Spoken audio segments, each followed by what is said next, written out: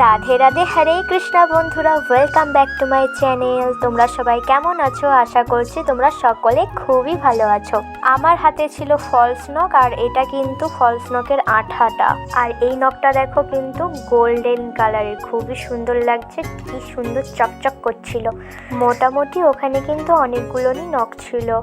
কোন ছোটবেলায় তখন দিদির বিয়ে ছিল, জেঠুর মেয়ে, তখন কিন্তু ফলস নখ কিনে পরেছিলাম। তবে এখন আর ফলস নখ পরতে আমার একটুকুনো ভালো লাগেনি, কারণ রিয়েল নখটাই সবচেয়ে বেস্ট।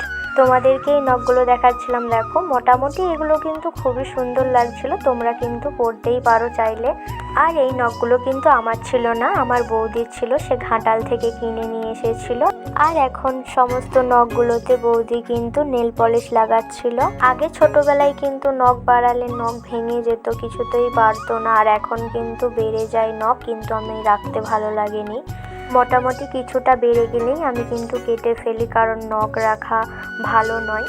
তো তারপরে কিন্তু আমি বৌদিদের রুমে চলে গিয়েছিলাম, কারণ বৌদি বলছিল যে তুমি কি কি জামা প্যাক করবে নিয়ে আসো, ব্যাগে পুরবো। আমরা কিন্তু দিদি বাড়ি যাব ঘুরতে।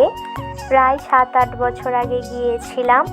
তো দিদি বাড়ি কিন্তু 5-6 ঘন্টার রাস্তা। আর এই ব্যাগটা দেখো কত বড় আর প্রচুরই ভারী, আমি কিন্তু চাগাতে পারিনি। এখনো কিন্তু অনেক জিনিস আছে যেগুলোকে নিতে হবে।